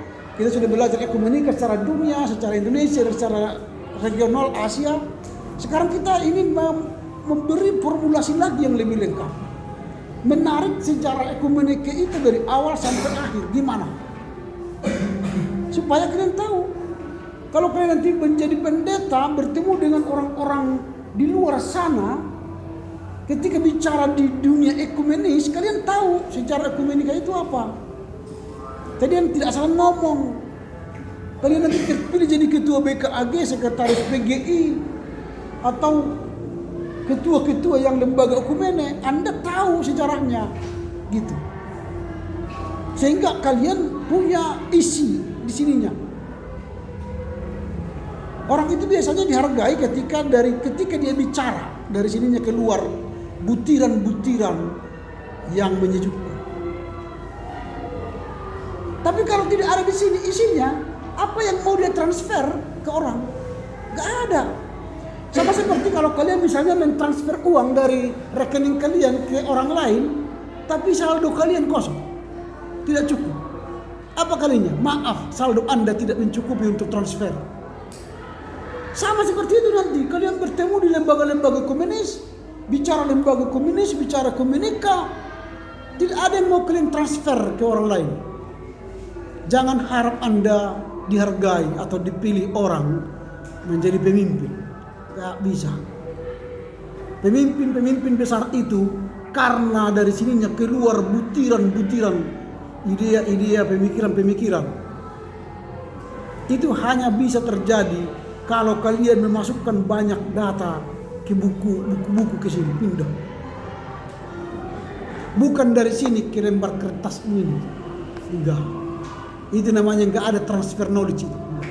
Saya suruh Anda baca supaya terjadi transfer knowledge. Terjadi transfer informasi dari PK Pilon ke memori kalian. Lalu ketika kapanpun ada ujian, kalian sudah tahu. Kalau sekarang ujian, kalian sudah mampu menjawab apa itu sejarah ekumene menurut PK Pilon.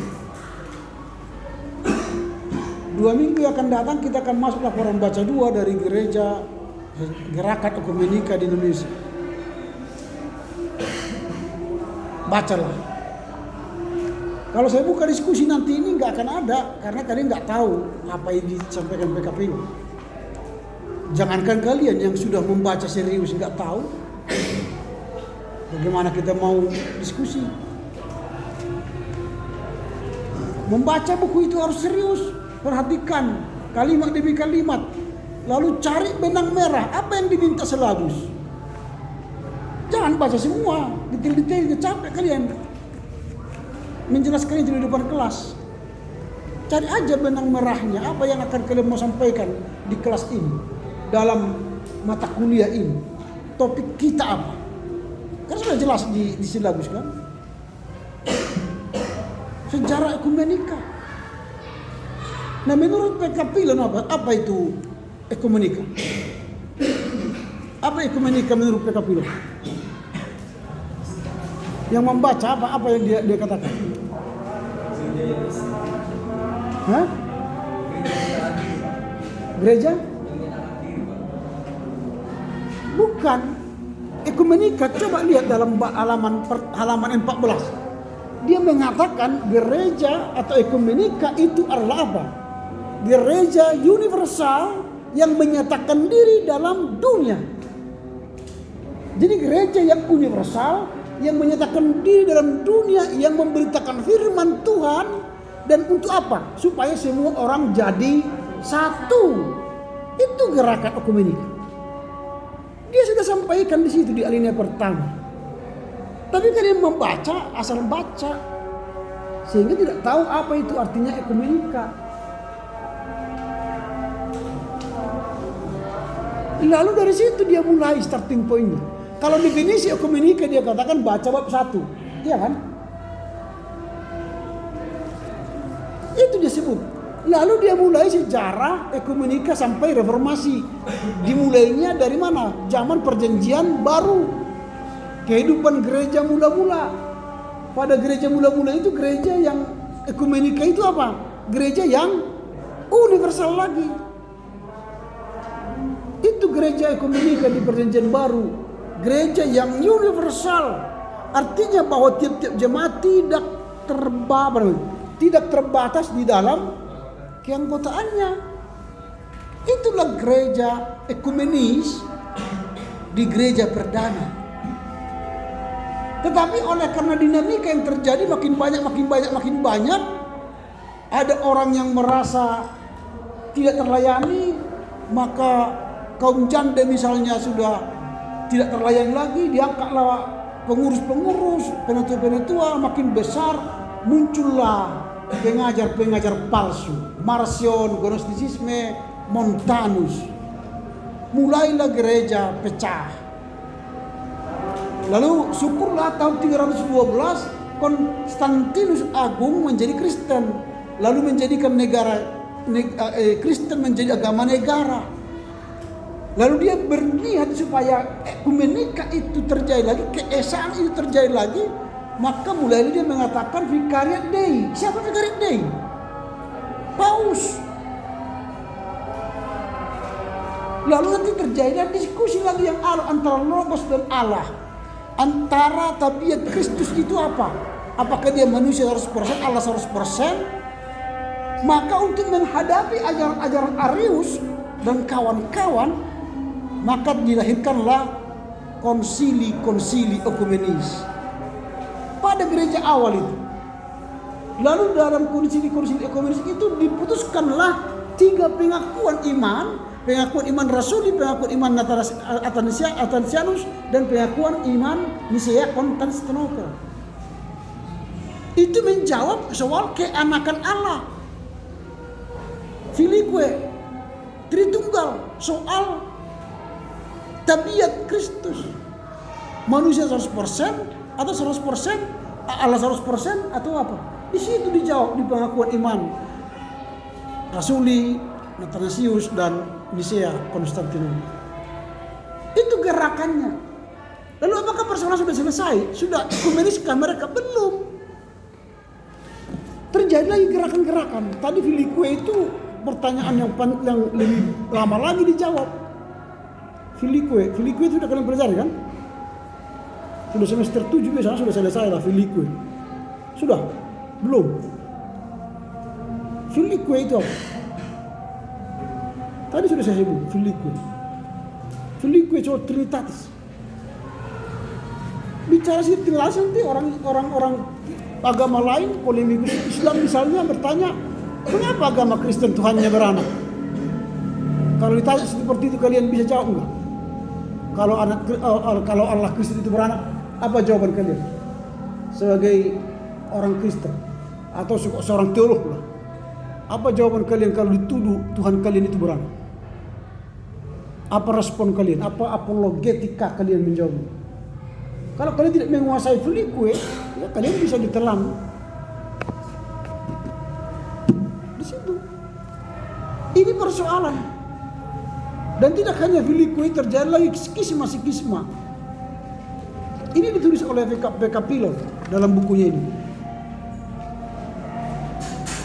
Itu nanti sampai pada zaman reformasi dari awal. Nah, Filioque itu bicara soal ketritunggalan. Dulu di awal gereja mula-mula itu sudah ada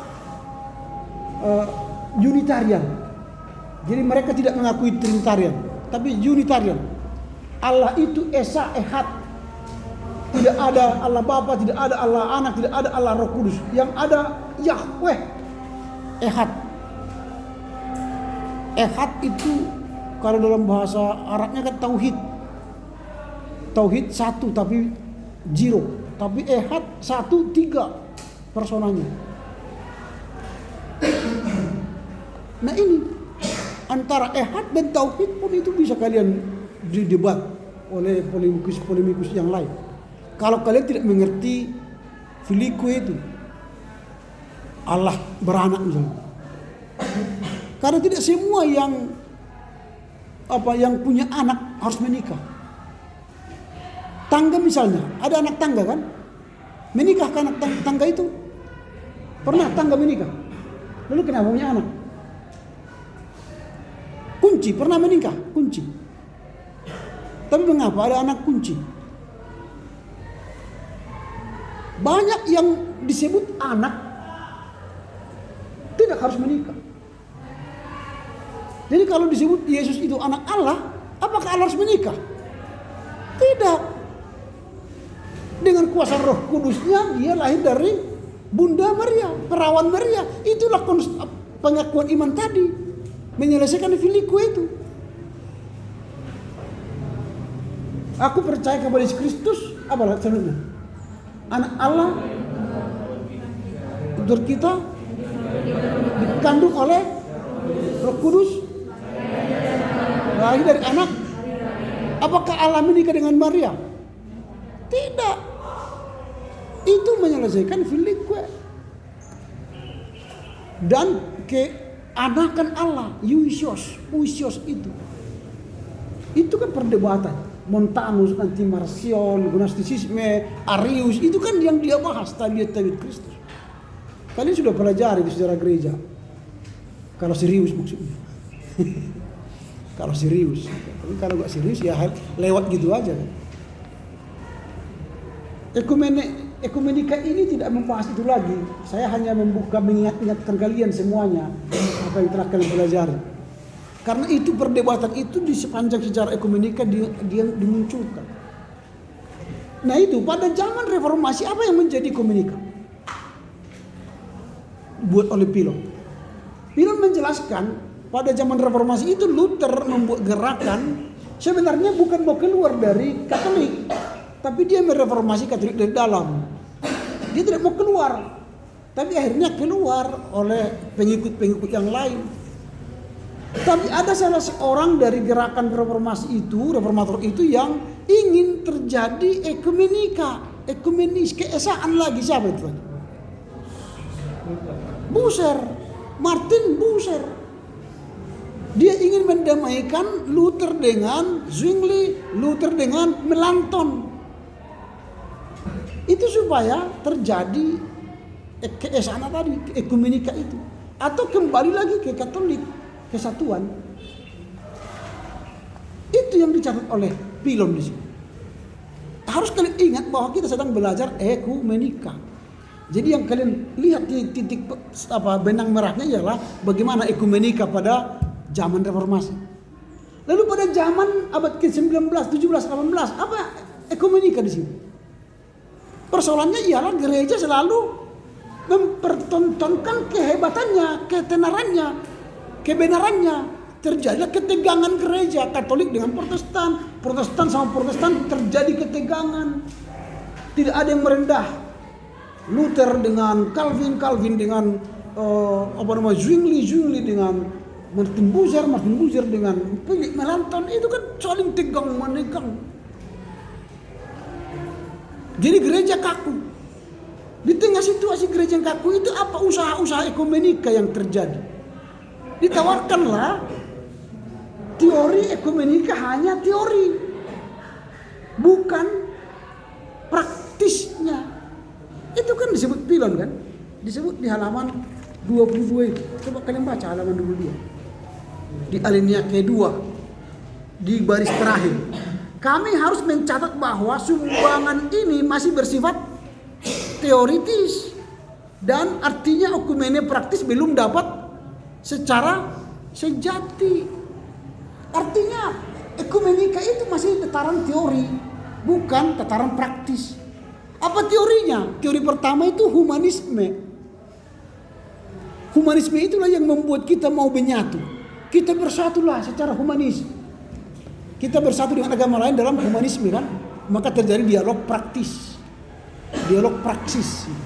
Bertemu dalam kemanusiaan. Jangan lihat agama. Nah, itu terjadi hanya teori, belum ada. Apakah sudah ada lembaga ekumene waktu itu? Tidak ada. Tapi tatarannya hanya diskusi humanis. Lalu apa lagi? Itu pendapat siapa itu? Yang berikutnya di halaman berikutnya itu pendapat si Grotius. Lalu setelah si Grotius siapa lagi? Si Duri. Mereka hanya memberi teori humanisme, teori Grotius, teori Duri. Apakah itu sudah terwujud gerakan ekumenis? Tidak. Lalu apa yang dikerjakan oleh Gottfried Wilhelm Leibniz? Di bawah dikatakan oleh si P.K. Pilon, seorang yang berusaha menganjurkan gerakan universal sebagai Corpus Christianum siapa? Gottfried Wilhelm Leibniz. Kalian nggak tahu karena nggak kalian baca buku ini dan kalian tidak fotokopi buku ini kan itu. Yang memfotokopi buku ini hanya mereka. Makanya sulit memang diskusi bagi orang yang tidak tahu. Susah. Karena kalian anggap silabus itu hanyalah cocok kepada mereka yang punya tugas, bukan untukmu. Kalau saya punya silabus, buku semua yang ada di situ biasanya saya ambil semua, saya beli. Bukan apa yang ditugaskan ke saya beli. Semua. Lalu sebelum kelas saya sudah baca. Maka ketika terjadi kelas, saya bertanya. Itu namanya enak kuliah. Tapi kalau seperti ini, enggak, saya baca-baca pun kalian enggak ngerti. Yang saya baca ini pun kalian enggak ngerti ngapain ya. Menghabiskan energi sebenarnya. Sudah saya ulang-ulang. Itu. Lalu abad ke-17-18 itu apakah si Wilhelm Leibniz ini sudah berhasil membuat keesaan? Belum. Tidak bisa. Lalu apa yang bisa membuat keesaan itu terjadi? Lahirlah pietisme. Pietisme itu sebuah gerakan di luar gereja. Orang berdoa, bernyanyi, lalu gerakan pietisme ini berkembang, lalu mereka mengutus tenaga-tenaga penginjil ke seluruh dunia, termasuklah ke Batak ini kan, ke kampung kalian ini. Itu hasil doa-doa orang-orang di luar gereja itu. Dari Rhein Mission Gesellschaft, persekutuan doa di Sungai Rhein di Jerman. Gereja-gereja di mana sibuk berkelahi doktrin, dogma. Lalu lahirlah ini yang pietis ini, yang berdoa lalu lakukan doanya, baca firman, lakukan firmannya. Karena banyak gereja mengajar dogma tapi tidak melakukan dogmanya. Kayak orang Parisi, ahli Taurat. Kalian pun sekarang kan sedang ahli Taurat kan? Udah semester 7 kan ahli Taurat itu kan? Kalau prakteknya belum kan, nanti setelah pendeta lah kalian prakteknya kan? Kalau sekarang masih ahli Taurat kalian. Tapi kalau sudah pendeta pun nanti jadi ahli Taurat juga kalian. Hanya tahu berkhotbah tapi tidak mau melakukan khotbahnya. Kepada jemaatnya khotbah itu, kalau kita enggak lah kan. Kita kan pendeta kan. Dia berkhotbah kan, saudara-saudara, kalau ada 2 bajumu kasih 1 kepada orang miskin kan. Anaknya dengar khotbah itu, datang meminta-minta, dikasihnya baju bapaknya 1. Karena dengarkan khotbah bapaknya kan. Lalu bapaknya mau pakai baju itu, mana bajunya Mama? Saya sudah kasih ke orang miskin. Mengapa? Kan bapak khotbah, kalau ada 2 baju kita kasih 1 sama orang miskin. Itu untuk orang lain, itu bukan untuk kita katanya. Makanya banyak pendeta itu ahli Taurat, pandai khotbah tapi tidak pandai menghidupi firman. Itu orang pietis. Dari orang pietis ini mengutus orang banyak ke seluruh dunia menginjili, maka lahirlah nanti itu Edinburgh, konferensi penginjil pertama di dunia. Gara-gara siapa itu? Orang-orang pietis. Siapa tokoh-tokoh pietis? Kalian sudah belajar pietis kan? Spener, Franke, dan yang terkenal siapa? Zinzendorf. Ini tokoh yang terkenal. Akibat gerakan pietisme inilah yang membuat orang terbakar semangatnya. Semua lagu-lagu kalian itu, baik di buku Ende kita endeng, apalagi Haleluya, itu lagu-lagu pietisme banyak itu. Hampir 80% itu pietisme. Lihat nanti nyanyikan lagu-lagu pietisme. Tapi kalian tidak terbakar semangatnya, itu aja bedanya.